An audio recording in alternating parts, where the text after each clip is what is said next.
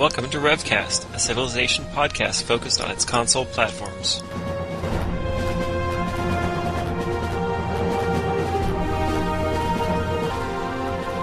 elthrasher, Duke Lou, 1987. ScottieX.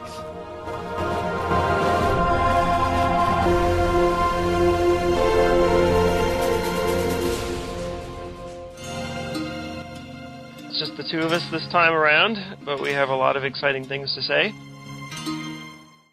This is elthrasher with ScottieX. Hello. What's going on? What's new? Nothing's new, right? We're still chugging along. There's been some good activity on the forum, lots of people talking and still organising lots of games, so a little bit of a mini revival on the forums, I think.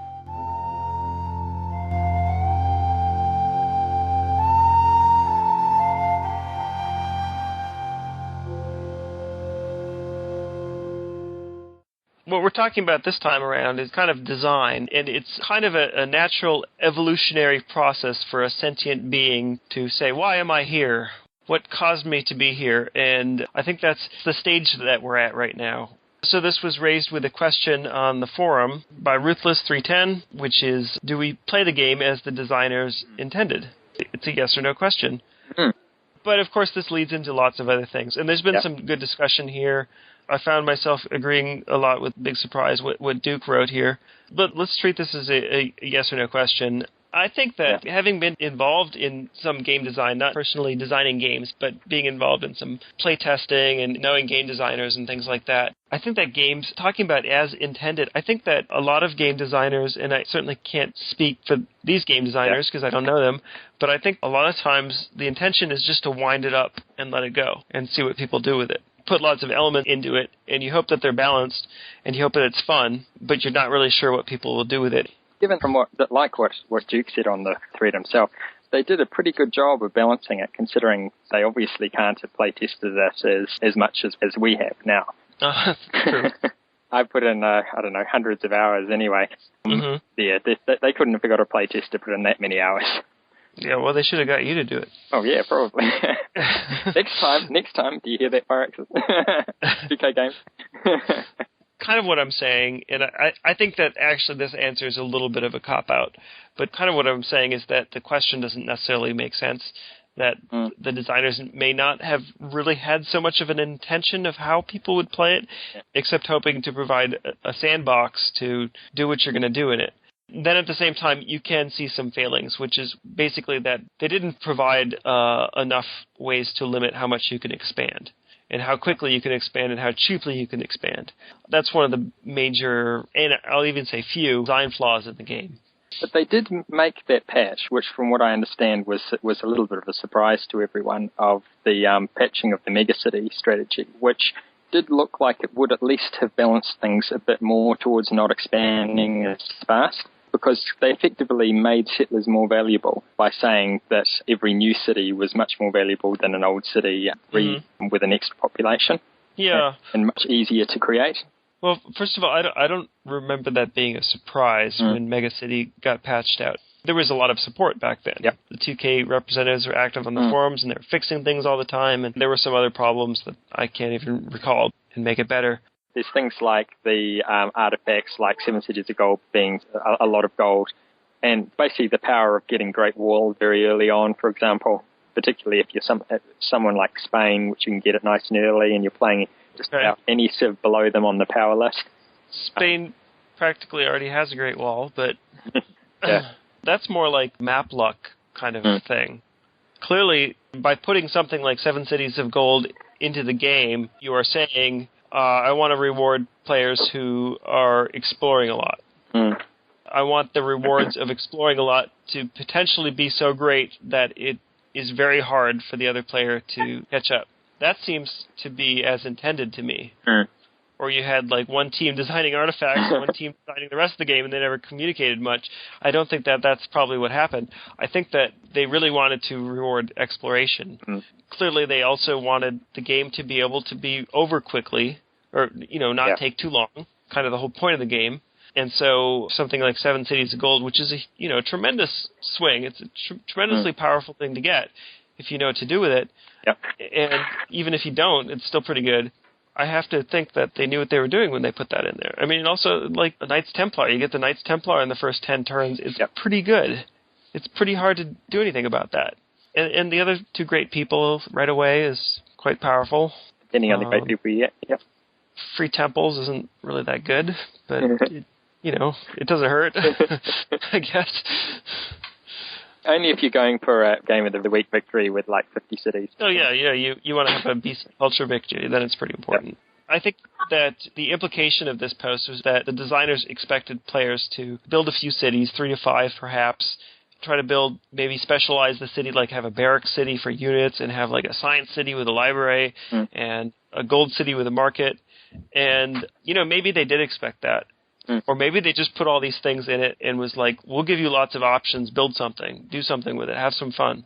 I suppose if you think about it, they they wanted the games to be reasonably quick. So they probably wouldn't have intended you to get into the modern era, for example, in most games, just by the nature of that requires you to play a very long game. I'm not sure about that. There are 4 victory types. It's fairly difficult to get a technology victory without getting to the modern era. I don't think it's really that possible, unless you can get someone else to go get spaceflight and then trade it to you for ceremonial burial or something like that. Which they would. So, suggests that they were thinking that at least some victories would have to go into the modern era. Culture victories, obviously, when you get into later eras, you have more different kinds of wonders to build. So there's that economic victory can certainly be done in industrial if you are, really good at that kind of thing. But if you're a casual player, you're probably not going to get it before the modern era. Then the domination victory of needing to control all the capitals. That's the one that's relatively easy to do. Yeah, it is, but again, it would depend if all 5 civilizations get their feet under them. With the aggressive style play, that probably the most popular style, then yes, that's easy because you're trying to take out 2 of the civs usually when they're totally not ready for it at all. You just kind of continue that momentum, and even if you're a little bit slow, you're going to be like an era ahead and have much better units and stuff like that. And clearly now I'm talking about a game in which somehow or another there are multiple viable opponents, and I'm doing that because it's looking at the game from a kind of a conceptual way. Obviously, most of the time it's a domination victory because either the only person that could have stopped you is killed off or feels like he can't win or something like that and quits, or maybe you take out his capital right away. Yeah, well, a lot of these games could go away into the modern era if, for example, I was to sit around building riflemen in my city whilst fully aware that you were expanding everywhere else all over the planet. Yeah, that's true. I would quit far long before that when I realized that you were going to beat me. Not be much fun. Yeah. I think it's an interesting question. It's not really important necessarily to find the answer. I don't know. My experience with game designers tells me that the smart ones anyway understand that they don't know what people are going to do with it. Really. That's probably part of what's satisfying about being a game designer, is to create something and have no idea what's going to happen with it. And somebody else is going to figure out a better way to do it. If you went and made a 4X game and you said, well, I know exactly what all the best strategies are for this game, then wouldn't that kind of mean that you didn't make a very good game? That it was that simple. Yeah. Okay, so you built it, so you know it inside and out, so that would obviously give you insights. But, I mean, if it's a truly rich and deep game, then I would think that there'd be more to it. There would be surprises, even for you. You know, again, I don't know what the designers felt about CivRev, but I bet that they would find surprises. On the other hand, there's aqueducts, and not only do you get them for free eventually, they cost 120 hammers and don't do anything. So maybe there was a designer who felt like at some point in the game the goal would be to grow your city as fast as humanly possible, even though you're spending an enormous amount of effort just to gain a little bit extra growth, which gives you, one extra citizen. We might have a sort of a hint to that from Sid's quote, which Sam brought up. What was fascinating about CivRev to me, and that was a project I really enjoyed designing, was to try and distill the Civ experience into an evening. Civ can be a week-long experience. And that's great for a lot of people, but not everybody has that much time to invest in the game. The challenge was to pack all the fun and excitement of a Civ game into that amount of time. I enjoy that challenge, using the kind of graphic capabilities of the console and working with a different controller. All those things were kind of fun problems for me. But the sweep of history experience into kind of an evening, that was our target. I think we did a pretty good job of getting, when you look back over a Civ Rev game, you have that same turning points, those moments that really influenced where things went, but you kind of were able to pack them all into a shorter period of time. Where he was saying what was fascinating about Civ Rev was trying to distill the Civ experience into an evening, which is normally a week-long experience, Civ 2 game, or Civ 3, 4. Not everybody has that much time to invest. So he's thinking of these Civ 2, 3, 4 players who are all used to having Aqueduct, used to having all of these other buildings actually built in their game. Mm-hmm. And maybe he, as a kind of tribute to them, he wants them all to be in the game, all the same buildings, all the same, more or less the same buildings, the same tech, this sort of thing. And sometimes it might just be included, even though it's completely off the play, the strategy, just almost for nostalgia. It could be. What does Aqueduct do? It gives you 40% extra growth. It allows you to grow a bit faster, yes. Where you've got those consequences to expansion that you have in the other games, the other stuff. Right. That's going to start to pay off. Have you played Civ 5 at all? No, I've never really got into Civ 5. Civ 4? Basically, as soon as I found out that I could play Civ Rev and get a game done in the evening, I wasn't interested in playing for a month. Yes. Anything other than Civ 2 and 1 for nostalgia reasons. Okay. Well, we're not doing a show on those games, but growth is a lot more important than those games. Yep. I guess there could be Civ Rev players who feel that growth is important. To me, it's generally been a waste of time, although I have enjoyed being like, let's see how quickly I can get to size 31. Or, or start a game as Russia and settle on only plains and get the granary as quickly. It's kind of, you kind of have to get pottery out of a barb or something, but just be like, my whole thing is I'm just going to be huge really quickly and, not actually have any good resources to work or anything, but just see how that works. Even then, I'm still probably not building an aqueduct very quickly. Yeah, even then you're probably getting enough gold from your buildings. You might as well just take it as a bonus. That's right. The discrepancy between how cheap settlers are and how quickly you can basically turn one population into 3 population by building a settler for 20 hammers as opposed to building a 40 hammer or 60 hammer or 120 hammer building is one of the kind of more puzzling things about the game. If there was real disadvantage to building 10, 20, 30 cities, then that might make more sense. But it still seems like, even if you played a game in which, you were limited to the amount of settlers, you start a game and you say, okay, in this game you're only allowed to build 3 settlers, or something like that. It still seems to me that instead of building libraries and banks, you would probably have a surer path to victory by building 1 barracks and then some legions or catapults or knights or something like, and still we're looking at like 80% of the games ending with horses or warriors or whatever. It's interesting. I have a friend who owns Civ Rev, never played it online except once or twice against me, and his contention is that the way that the aggressive style, the way people tend to play the game online is not proper Civ. That Civ is a game where you build your city and you explore a little bit and you build another city and you put buildings in your cities and you kind of develop and grow and all of that stuff, which I think is a valid viewpoint. But sometimes we may forget in these. How many copies of Civ Rev did they sell in total? We're quite a lot, isn't it? It's like 1 million. And yeah. People who we know on the forum, people who've ever engaged in the discussion about this sort of thing and 2K forums or so, maybe is 50 or something on the upside out of 1 million. So all of those, the majority of those other people probably don't really play forum style. They may not have ever played multiplayer. They may not have played all that many games. Yeah. But they did spend a lot of money with 2K. Okay. 2K has an incentive to make sure that all those single-player guys out there who just got in and played a few games that are fun, absolutely, they're pretty buildings, got to keep... Completely agree, yes. I think that the buildings should be in the game. I kind of wish that they were better balanced against simply building a settler or building armies to attack your enemy, or maybe that they gave you more. I mean, even though it's kind of funny, though, with the comparison against the PC games, Civ 4 and Civ 5 is that in those games, a library gives you like plus 25% science, and they're considered good buildings, whereas in Civ Rev, it gives you plus 100%, and it's considered bad. Yep. I think the difference there is the pacing, is that how many turns does a Civ Rev game usually encompass? Yep.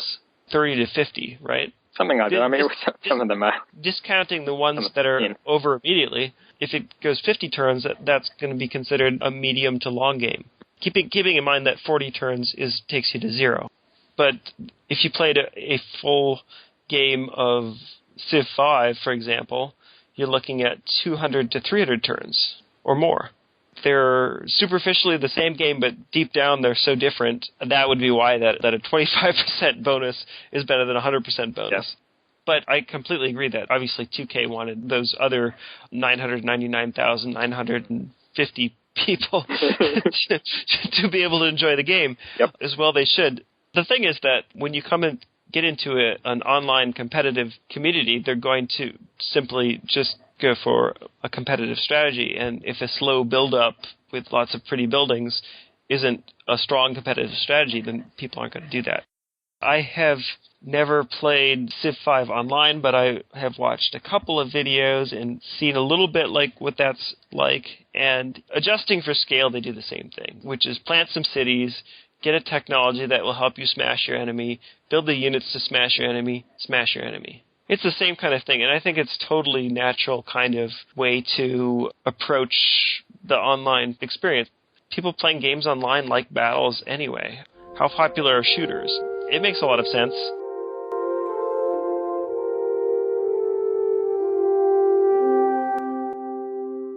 We were looking at another thread which was started by our friend Morte Eterna, was talking about trying to introduce a new strategy. A great thing, and it's also very challenging. But the thread kind of turned into people talking about what they think are important ingredients to winning, in addition to the overarching strategy, which might be that I'm going to Legion Rush you, or I'm going to go for Ancient Era Catapults, or, I'm going to expand a lot, or I'm going to never press end turn and you're going to quit in disgust, or whatever the strategy may be. I think people have done that. I'm sure people have done that. Sometimes it really is because they want to be able to win all those button races, but yes. We don't advocate that on RevCast, though. Only if you want to get lots of dirty messages. Yeah. If you want to do that, there's probably better services than Xbox Live. Yep. Not that I would know about those. So people were talking about the strategies, then they were also talking about attention to detail, and like all of the things that you can do. I don't know, do you kind of checklist yourself? Do you say, okay, now I have to look at the map, now I have to look at the tech tree, now I have to, I never really put that down to a science. My problem is when I don't do that, or I didn't do that, and I've tried to do it more. When I didn't do it, I just forgot to do things, and I could tell straight afterwards because I kind of knew what they were. I could tell afterwards when they cost me a game, and they cost me lots of games. Tell some of the games, like that game you mentioned earlier, I wasn't paying enough attention to what you were doing. I should have been able to tell what you were doing, and I obviously didn't. Even if it might not have actually made the difference, I might not have been able to adjust in time, but at least I could have adjusted. I could have tried something, but obviously I just slowly backed myself down the wrong corner. Yeah. That happens in a lot of games because it's quite hard for me to keep that discipline. Mm-hmm. But if I write it down and I work through it, then I can actually play a much better game and possibly really annoy the other guy by moving really slowly. So what is it that you write down? What do you think are the most important things to pay attention to? One of the things is just the plain 3900, go check the mountains, see if there's a little border against them. Walking, there's stuff like check the tech tree to see, get a gist of where the other guy's going, and making a note of when he hits certain techs and how long it takes for him to hit the next one, that sort of thing. All these sort of benchmarks that are indicators of a strategy. So if somebody call and then there's a pause or hits ironworking and then it sticks on that for a while, or maybe he's just below invention, he's taking a while to go over the next tech, all of this sort of thing is just yet another indication of what he's doing, and maybe that's what your strategy is. Mm-hmm. Sometimes it's all those other things, like just stopping to think about what he's doing with his units and so forth, and trying to figure out whether that means that he's not just going, I'm building legions. chuck them on a boat, move them over here, chuck them off, then stopping and going, oh my god, he's got a whole pile of legions sitting here defending. And then it's, oh, wait a minute, I should have thought of that. And then you find out, yes, defense from a civilization where you had to take 8 turns to sail over there is a lot stronger than attack. A whole lot of little details like that. Everybody would have their own little things. Just keeping an eye on your opponent's number. One that's an issue that I've had a few times, the guy pops a GP, a great person, and you're about to take an AI capital. Now, you can take a pretty good guess at what his GP is going to be, and if it's going to be a GA, and if it's going to be a GA, you're going to want to take that capital last second in the turn and pop your horse army back out. But if you don't, and you just charge on in there, and he's just got his GP, well, he may well just flip you over and you've lost the game. Well, you could have actually avoided. Well, of course, what you can do also, you can talk to that AI and see if the AI has met that player. And if the AI hasn't met your opponent, then you're probably safe. Yeah, things like that. You need to talk to them before you take them. A game against Duke that I played some time ago, I forget what civ I was. He was England, and I was horse rushing, and I took over a couple of civs, and I got to the last remaining AI, which was America. Before attacking, I talked to the AI, talked to Honest Abe, and he told me honestly that Duke had just popped a great artist. He did? Yeah. And so I was like, okay, we're going to stay friends. And then Duke just uselessly had this great artist, and I ended up winning the game because he didn't have a very good start, and he kind of... Relying on the GA to... Was relying on that flip, and I just didn't do it. Instead I hung around there and waited for him to show up with something so I could kill his units. Yep. Meanwhile, I was building a bunch of cities far from the action. I mean, that's something... Yeah, that was a great giveaway for what is strategy. The AI will actually tell you pretty reliably what great person just showed up.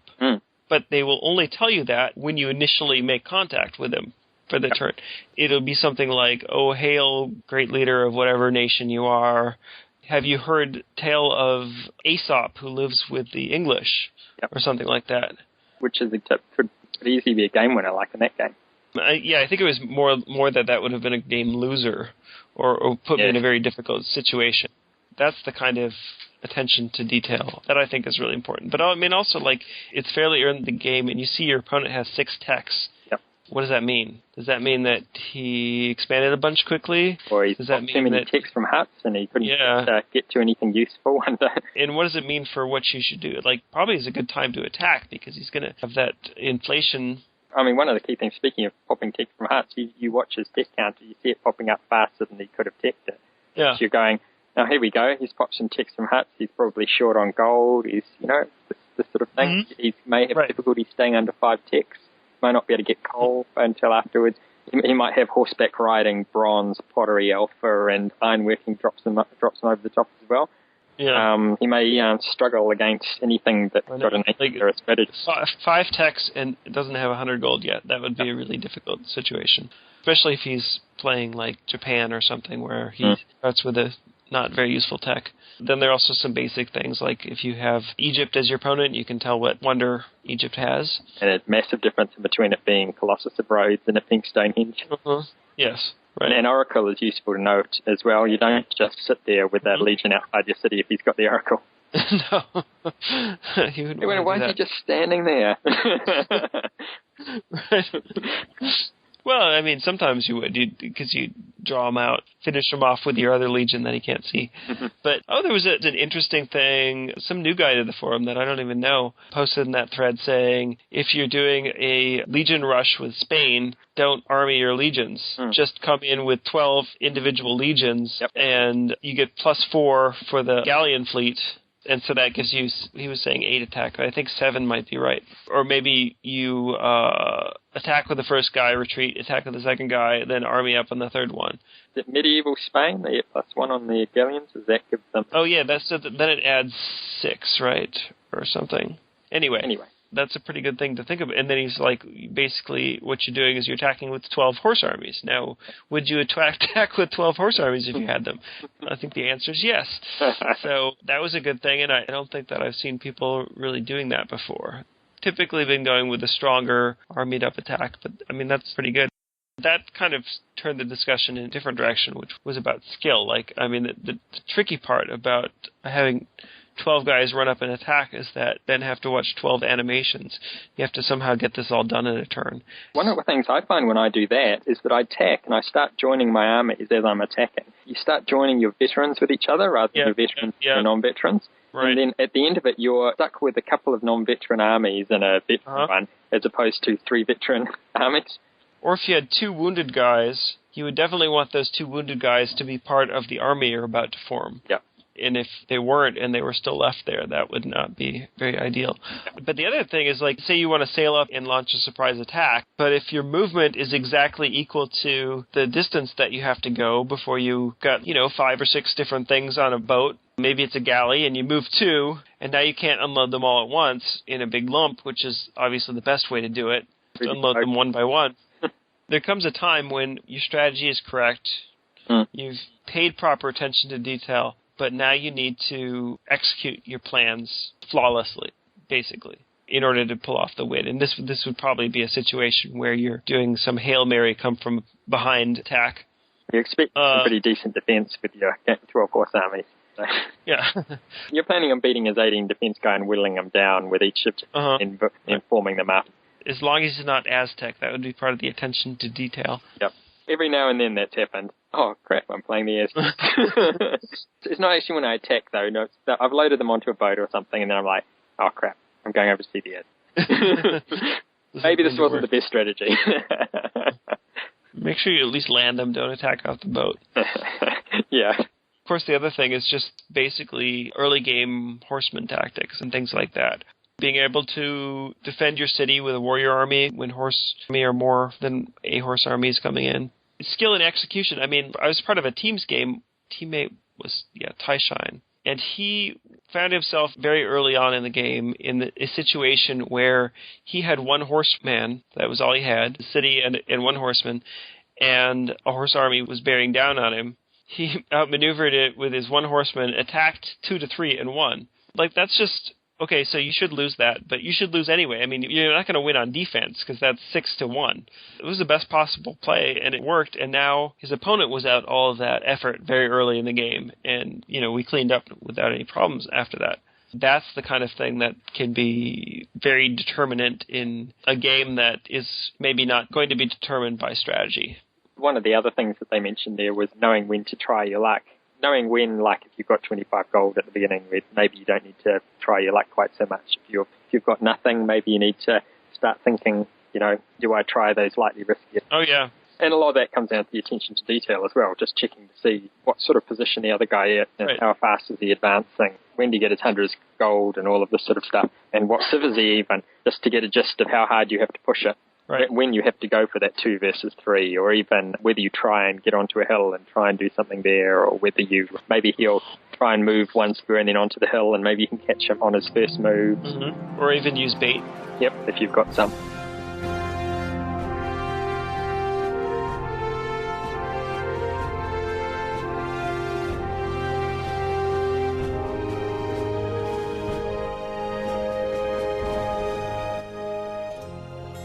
Mega city, you are taking a population out of a city, probably in Republic. Yep. You're using it to add one population to a very large city. Keeps getting larger, and then you're using multipliers in that city. Yep. But instead of doing that, you could settle it somewhere and have 3 population, because you're probably in medieval by now. Yes, but when you've got markets and you've got banks, your multipliers are going to add up to more than just the... All right, but you know that I beat you 99% of the time before you get a bank if your victory condition depends on you getting a bank, right? But also, the city would be relatively easy to defend because you're all building inwards. The other guy's expanding out. Uh-huh. I'm not saying that it wasn't broken and in need of fixing. I'm just not certain that it would stand up today. If you can't get out of Ancient, then you obviously don't have long enough time to set up a mega city. Right. So this has been RevCast with elthrasher and ScottieX. We'll see you next time around. See you next time.